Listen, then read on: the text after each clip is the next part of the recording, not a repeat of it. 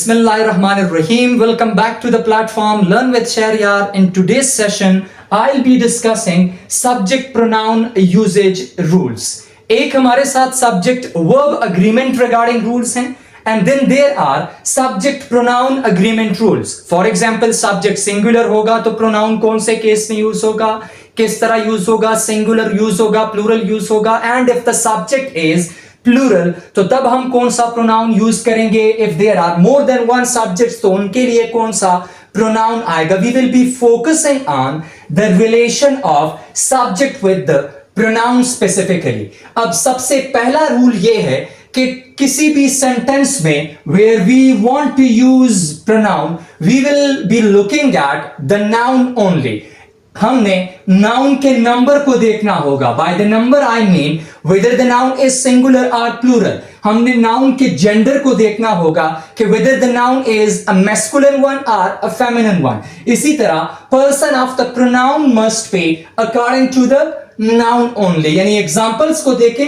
अब see first example is Ahmad has lost his books. अब Ahmad is what, singular noun है, उसके बाद मैस्कुलिन है, तो यहां पे प्रोनाउन यूज होगा सिंगुलर भी और मैस्कुलिन केस में भी.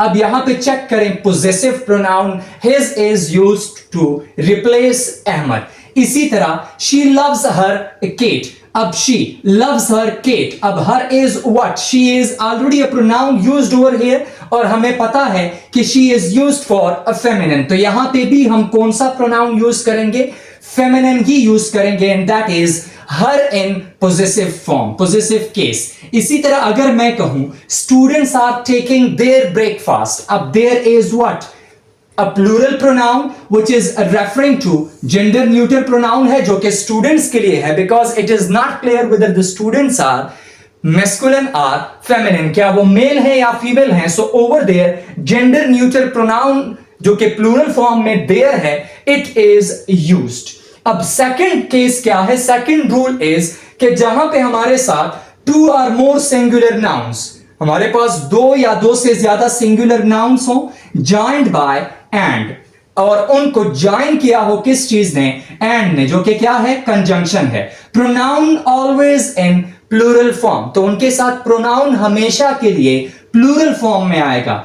एक ही इस एग्जांपल को देखें, अली एंड अहमद. अब Ali is first pronoun and Ahmed is first noun and Ahmed is the second singular noun. तो ये दो सिंगुलर नाउन्स हैं, अली अहमद. इनको ज्वाइन किया है हमारे साथ एंड ने, तो प्रोनाउन यहां पे इनके लिए आएगा प्लूरल फॉर्म में अकॉर्डिंग टू द रूल. दोबारा से सुने कि जब भी हमारे साथ दो कोई सिंगुलर नाउन्स हो and they are joined by and, तो उनके लिए हमेशा के लिए प्रोनाउन आएगा प्लूरल फॉर्म में, जैसे कि यहां पे मेंशन है. अब there is this concept each and every का. ईच एंड एवरी में if there are two singular nouns, दो सिंगुलर नाउन्स हैं ज्वाइंड बाय एंड, उनको भी ज्वाइन किस चीज ने किया है, एंड ही ने किया है, but they are preceded by each and every. लेकिन उन दोनों सिंगुलर नाउन से पहले या तो एवरी का वर्ड यूज हुआ है या फिर ईच का वर्ड यूज होता है. Preceded means that before them there are these words, यानी each and every are present. तो उस कंडीशन में प्रोनाउन जो होगा वो हमारे साथ सिंगुलर हम यूज करेंगे. For example every student. अब student is first singular noun and teacher is second singular noun. They are joined by and, लेकिन they are preceded by the word every. तो इस कंडीशन में हम यहां पे प्रोनाउन इनके लिए यूज करेंगे सिंगुलर. हिज या फिर हर सीट आ जाएगा. इसी तरह सेकंड सेंटेंस को देखें, each man and each boy in the function has got his share. अब यहां पे चेक करें, man first singular noun and इसी तरह boy is the second singular noun and they are joined by and लेकिन preceded by the word each. तो दो singular nouns जो कि joined by and हो but they are preceded by the word each or every, तो उस condition में pronoun will be used singular. Next rule को देखें कि singular noun plus plural noun, किसी भी सेंटेंस में दो नाउन्स आपके साथ यूज हुए हैं, लेकिन एक हमारे साथ सिंगुलर है and the other one is plural noun. Combined by or, either or या फिर नीदर नार। और उन दोनों नाउन्स को ज्वाइन किया है किस चीज ने, या तो आर वर्ड ने, या आइदर आर ने, या फिर नीदर नार ने। तो उस कंडीशन में सिंगुलर नाउन जो होगा उस सेंटेंस में, वो हमेशा के लिए सेंटेंस में पहले आएगा। एंड प्रोनाउन जो हम यूज करेंगे वो हम यूज करेंगे प्लूरल नंबर में। अब इसका मतलब क्या है, सेंटेंस एग्जांपल्स को देखें कि either the manager or his subordinates. अब manager is first noun used over here and subordinates is the second noun. First noun क्या है, सिंगुलर है, एंड सेकंड नाउन क्या है, वो हमारे साथ प्लूरल है, सबऑर्डिनेट्स लिखा है, सबऑर्डिनेट नहीं है। अब see, in this sentence the first noun that is singular is placed first and the plural noun is placed second. जबकि यहां पे चेक करें प्रोनाउन, देयर प्रोनाउन ड्यूटी। अब देयर ड्यूटी का मतलब their is a plural pronoun. तो ऐसा कोई केस जहां पे दो हमारे साथ नाउन्स हो किसी एक सेंटेंस में, फर्स्ट वन जो है वो सिंगुलर है and the second one is plural, तो उस कंडीशन में singular noun must be placed first within the sentence and the plural noun should come second. और उनके साथ हमेशा के लिए प्रोनाउन भी क्या आएगा, प्लूरल आएगा। सेकंड सेंटेंस को देखें, neither the father nor the relatives। अब यहां पे father is first noun जो कि सिंगुलर है, सेंटेंस में फर्स्ट प्लेस किया है। relatives is the second noun जिसको सेंटेंस में बाद में प्लेस किया गया है। to discuss their child's progress। अब there is again what, plural pronoun है। नेक्स्ट रूल को देखें कि two or more singular nouns। अब इस कंडीशन में, इससे लास्ट कंडीशन में एक सिंगुलर, दो नाउन्स थे लेकिन एक सिंगुलर था एक प्लूरल था। अब यहां पे two or more singular nouns, दो या दो से ज्यादा सिंगुलर नाउन्स अगर हमारे साथ आर, आइदर आर या फिर नीदर नार से ज्वाइन हुए हों, so pronoun is always singular in form. Pronoun उनके साथ हमेशा सिंगुलर फॉर्म में ही आएगा। अब चेक करें, Ahmed first singular noun, Adil second singular noun should invest his money। अब his is what, singular in number। अब चेक करें इन दोनों सिंगुलर नाउन्स को ज्वाइन किस चीज ने किया है, or. So according to the rule, अगर दो सिंगुलर नाउन्स या दो से ज्यादा सिंगुलर नाउन्स को और ने ज्वाइन किया हो तो वहां पे प्रोनाउन जो आएगा वो हमारे साथ सिंगुलर ही आएगा। Second is either Ahmed or Adil. अब सी, आइदर आर से ज्वाइन है दोनों सिंगुलर नाउन्स अहमद और Adil. forgot to invest his money, invest his money। अब यहां पे his is again what, singular pronoun is used। इसी तरह अगर थर्ड एग्जांपल को देखें, नीदर अहमद नार आदिल। अब नार आदिल, अब see, Ahmad is first singular, Adil is second singular noun, but they are joined by neither nor. तो यहां पे प्रोनाउन भी कौन से केस में आएगा, सिंगुलर केस में ही आएगा। अब आइदर और नीदर का कॉन्सेप्ट क्या है, आइदर और neither used in relation to two things or a person. जब भी हम दो चीजों या दो पर्संस की बात करते हैं तो वहां पे हम आइदर एंड नीदर का यूज करते हैं। अब एग्जांपल्स को देखिए, either of the to friends can pay for it. जहां पे वर्ड आइदर आ जाए तो उसका मतलब कि दो में से कोई एक। सो दो को रेफर करने के लिए हम आइदर का वर्ड यूज करते हैं। And similarly neither of the two brothers has been selected. So neither भी यूज होता है but neither is usually used in negative senses, and for the positive affirmative contexts हम आइदर का word use करते हैं। For more than to, जब हमारे साथ नाउन्स मोर देन टू हो जाएं तो वहां पे हम यूज करते हैं एनी आर नन।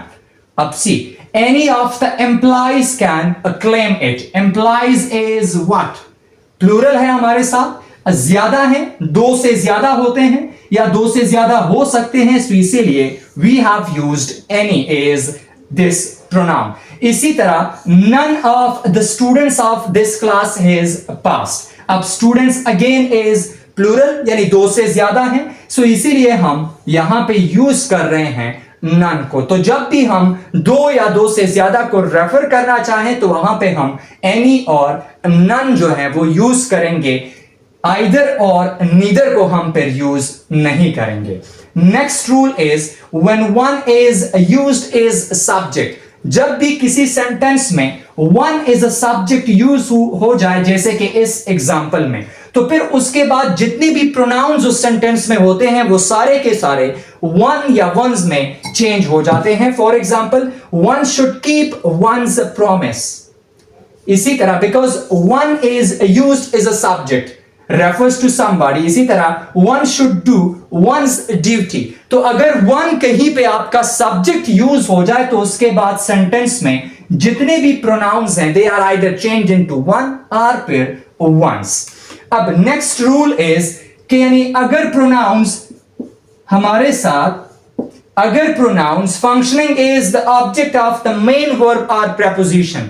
एग्जाम्पल को देखें कि कैसे प्रोनाउन हमारे साथ सब्जेक्ट या फिर यानी मेन वर्ब का ऑब्जेक्ट या फिर preposition, object of the preposition कैसे फंक्शन करता है.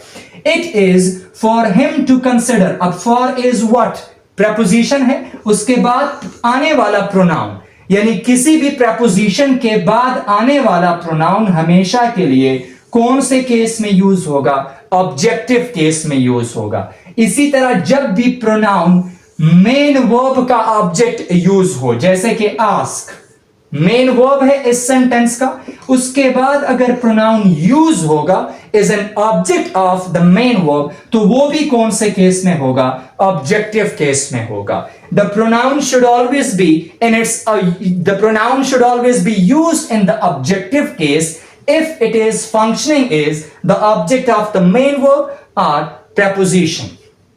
Next rule is कि after but, except, between and let, pronoun should be in objective case. जितने भी ये सारे words लिखे हैं आपके सामने, यानी after but word के बाद, इसी तरह except के बाद, between के बाद and let के बाद, प्रोनाउन हमेशा के लिए ऑब्जेक्टिव केस में ही यूज होना चाहिए. Everyone laughed but me, but के बाद आने वाला प्रोनाउन हमेशा के लिए ऑब्जेक्टिव केस में यूज होगा.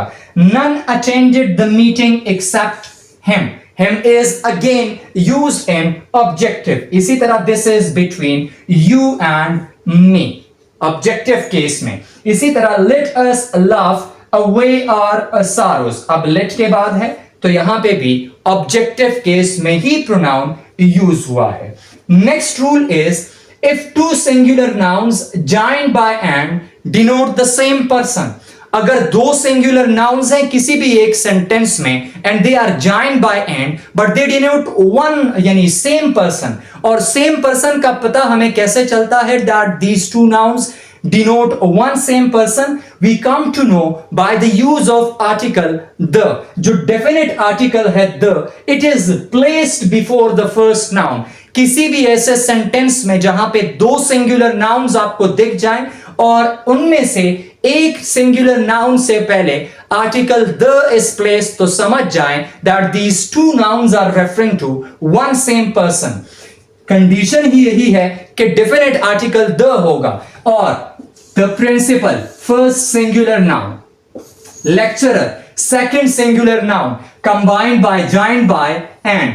और चेक करें इस फर्स्ट सिंगुलर नाउन से पहले आर्टिकल द, तो इसका मतलब ये है कि ये जो प्रिंसिपल है ये लेक्चरर भी है, या ये जो लेक्चरर है ये प्रिंसिपल भी है. तो ऐसे कंडीशंस जहां पे दो सिंगुलर नाउन्स और उनको ज्वाइन किया हो एंड ने and article the is placed before them, तो उनके साथ प्रोनाउन यूज होगा सिंगुलर फॉर्म में, सिंगुलर फॉर्म में. इसी तरह द सीईओ, अब CEO stands for chief executive officer and MD managing director. अब see first singular noun and second singular noun joined by and, दोनों को ज्वाइन किस चीज ने किया है, एंड ने, and article the is placed before them, so it means that this CEO and MD refers to one same person. And इसीलिए यहां पे जो प्रोनाउन यूज होगा वो भी हमारे साथ कौन से फॉर्म में यूज होगा, it must be singular and number, जैसे कि यहां पे है. Next rule is when pronoun stands for a collective noun. अब जहां पे भी कलेक्टिव नाउन के लिए प्रोनाउन स्टैंड करता है must be in the singular number, तो वहां पे भी प्रोनाउन यूज होना चाहिए किसी भी कलेक्टिव नाउन के लिए सिंगुलर फॉर्म में. And in the neuter gender, और न्यूटर और प्रोनाउन का जेंडर भी कौन सा होना चाहिए, न्यूटर जेंडर वाला। तो न्यूटर जेंडर वाला प्रोनाउन कौन सा है, इट। अब see, if the collective noun is viewed as a whole, लेकिन इसके लिए यह जरूरी है कि जो कलेक्टिव नाउन है it is viewed as a whole. For example the jury, अब jury refers to a group of जजेस, the jury gave its verdict. अब यहां पे jury is considered viewed as a whole and उसको refer back करने के लिए neuter gender वाला प्रोनाउन जो कि इट्स है, इट इज यूज्ड। इसी तरह the administration manage it's duties, अब एडमिनिस्ट्रेशन इज व्हाट, यानी कलेक्टिव नाउन है जो कि ज्यादा लोगों के लिए स्टैंड करता है, but it is viewed as a whole over here. तो यहां पे हम जो प्रोनाउन यूज करेंगे that should be singular in number and it should also be in neuter gender. तो न्यूटर जेंडर में प्रोनाउन यहां पे जो यूज होगा that is its. Next rule is each other and one another. अब each other used for two and one another is used for more than to. Examples को देखें, the two brothers, अब यहां पे क्या है, two, the two brothers liked each other, या फिर अगर मैं कहूं Romeo and Juliet loved each other, they were two in number. इसी तरह two brothers are two in number, so यहां पे हम ईच अदर का यूज करेंगे। लेकिन अगर कंडीशन ये है कि if the persons become more than two, if the objects become more than two, तो over there we will be using one another. तो यहां पे हम क्या यूज करेंगे, फिर वन अनदर यूज करेंगे। अब see, good boys do not quarrel with one another.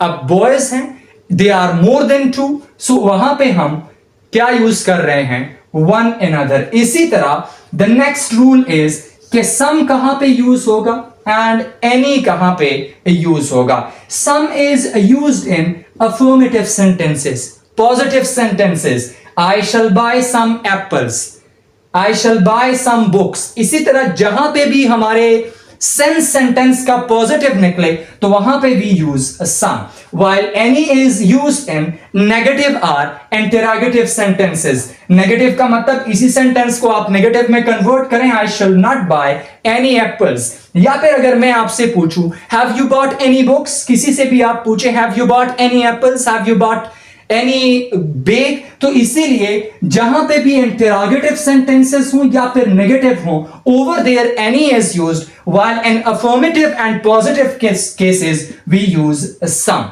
Next rule is कि विच कहां पे यूज होगा और दैट कहां पे यूज होगा। I have already discussed it in the previous lecture, लेकिन इन्फेंट्स के लिए, स्मॉल एनिमल्स के लिए यानी पेट्स के लिए usually which is used. Infants का मतलब बेबी को आप रेफर करने के लिए, जो छोटे बच्चे होते हैं इन्फेंट्स, उनको रेफर करने के लिए we can use which. And second rule is when selection is expressed, जहां पे for example you are given with two choices and you have to express your selection, तो वहां पे, या फिर अगर आपसे मैं पूछूं कि which of the two markers do you like, which of the books do you like, which of the TV sets do you like, which of the phones do you like, so where selection is expressed, over there we use which। इसी तरह that is used for persons, for lifeless things। Persons के लिए how, for example if I say this is the boy या Ahmed is the boy who top the whole class, या फिर अगर मैं कहूं this is the boy that top the board exam, तो वहां पे पर्सन को रेफर करने के लिए मैं क्या यूज कर रहा हूं, that and for lifeless things, but which and that are interchangeably used as well. I hope these rules are clear. Take care.